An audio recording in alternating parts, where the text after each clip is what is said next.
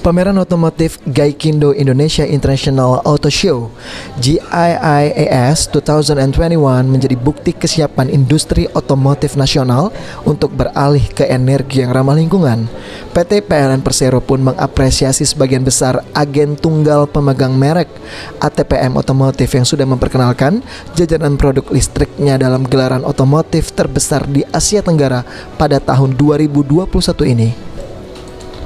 Beberapa kendaraan bermotor listrik berbasis baterai KBLBB yang dipamerkan pada ajang ini antara lain merek Hyundai, Nissan, Mitsubishi, Toyota, Lexus, Morris, serta mobil listrik Wuling. Tidak hanya mobil, PT Krama Yuda 3 Berlian Motors juga memboyong truk listrik Mitsubishi Fuso e-Center pada GIIAS 2021. Direktur Niaga dan Manajemen Pelanggan PLN Bob Saril yang hadir di pameran kendaraan tersebut menyambut gembira kehadiran kendaraan listrik pada ajang kali ini. Sebagai BUMN yang bergerak di bidang ketenaga listrikan, tentunya PLN sangat mendukung upaya edukasi yang dilakukan oleh ATPM Otomotif Tanah Air.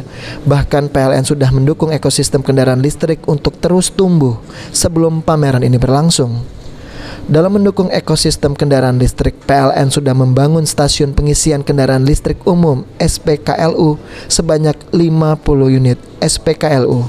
Hingga akhir tahun nanti PLN menargetkan akan ada penambahan 67 unit SPKLU di berbagai lokasi di seluruh Indonesia.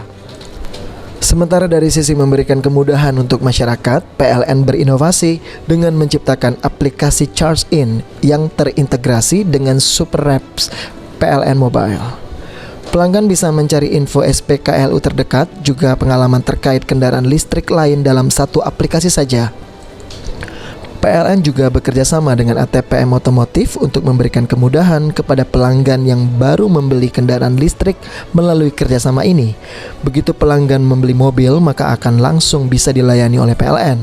Mulai dari memasang home charging sampai dengan pelayanan menambah daya dan integrasi Charge In yang memudahkan pelanggan mendapatkan diskon tarif sebesar 30% untuk pengisian daya kendaraan listrik pada pukul 22 hingga pukul 5 pagi.